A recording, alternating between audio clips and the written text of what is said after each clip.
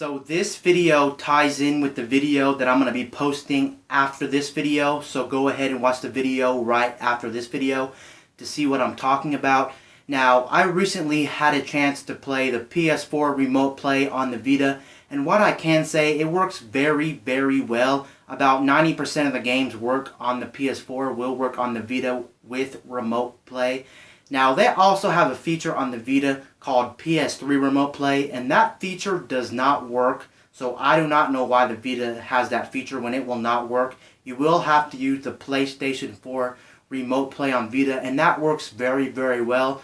One thing I don't like that the Vita has that feature. It is a good feature if you want to play your PS4 games on your Vita, like your family's using your TV, or if you're just doing something around your house and you don't want to sit at your TV. That is a nice feature, but one thing I don't like is, since the PlayStation Vita has PS4 Remote Play, a lot of developers said, well, since I'm making a PS4 game anyway, why should I make a port on the Vita or put it on the Vita when they can just play on their actual PS Vita through their PS4, the PS4 game on the Vita through Remote Play. And that's one thing I don't like. A lot of developers assume that everyone had a PS4. They had to spend the money for the PS4. Well, guess what? A lot of people didn't have the money, or they didn't want a PlayStation 4. They just wanted to use the Vita. And that's a shame, because we could have got more AAA games on the Vita if they would have been ported to the Vita instead of you remotely playing them from the PS4 to your PlayStation Vita. Now, I did test out a couple of games. When it comes to Call of Duty games and Destiny, it is a little bit more laggier, especially if you're going to be playing the multiplayer aspects of those games. I will say it's not a totally fluid experience, but most of the games do run fine. I did try a couple of racing games, and I also tried some RPGs, and what I can say, the experience was fine. Of course, the Vita does not have any L and R buttons on the back, L2 and R2, so you don't get more shoulder buttons on the Vita, of course, and it is kind of a little clunky. You do have to use a touchpad on the Vita if you actually want to play games that require more buttons on the Vita, which is kind of a shame. But overall, you can get over it because it is a very amazing experience that you can play PS4 on your Vita with Remote Play. Now, your PS4 does have to be running in order for you to play the PS4 game on your Vita. So once your PS4 is turned off, then your PlayStation Vita can no longer play the PlayStation 4 game. You're not downloading it to your Vita, and you're not keeping it as like to the cloud.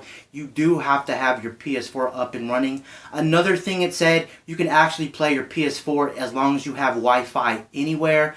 I did not test that feature out. I just tested it with the same in-home Wi-Fi network as the PlayStation Vita and PS4. They were connected to the same in-home Wi-Fi, and it did work very, very well. But according to the app, you can actually use your PlayStation 4 and your PS Vita, even if you're like, say, at like an office or like at a mall, wherever you can get Wi-Fi, then you are supposed to be able to use your PlayStation 4 and beam the games over to your Vita. I have not tested that, so you can test that on your own. I wasn't able to test that feature, so it may be a little bit more glitchy and hiccupy because it will have to go pretty far away. But if you're using it in-home with your PS4, then it does work very, very well. Not just playing the games on your Vita, your PS4 games on your Vita, you can actually control the whole PS4 on your Vita. It's not just playing the games, if you were wondering. You get to control the whole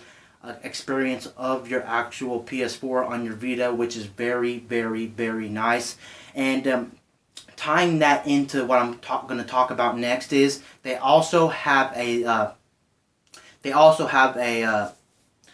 paid subscription to this service called PlayStation Now. And what PlayStation Now is, it allows you to play PS3 games on your PS Vita. It just rolled out. And what I can say about that is I did get a 7-day trial, so you can go ahead and check that out if you want to use your 7-day trial. And I did test that service, and the difference between beaming PS4 games to your Vita is you're using your same in-home Wi-Fi network, but when you're doing PlayStation Now, you're actually using Sony servers. You have to beam the games from Sony servers, and the experience wasn't actually good. I did get some games to work, like Uncharted the PS3. I think the first one on PS3, I was able to play that on the Vita. It worked very well. There were some hiccups, but that's to be expected since you're beaming all the games from Sony servers. And the only problem with the service is it's not worth paying for, in my opinion. The reason I wouldn't pay for PlayStation Now is because when you click on games, a lot of the games say this game is no longer available on PlayStation Now. Why do they have it on the actual list of games you can try when it says it's no longer available? I always got this message that came up. It said the same thing. The game you're trying to access is no longer available on PlayStation Now. I don't know why Sony would actually put them on their catalog if they were not available to play. But overall, it's not a good experience for PlayStation Now. Don't go ahead and get it. You're better off buying a PS3 and buying games for the PS3 since that service doesn't work. I would honestly wait and see in a year and 2 years if it's still going to be usable. It is a good concept, in my opinion, to play PS3 games on your PS Vita through a paid subscription like Netflix. You don't get to keep the games either. It's just like Netflix.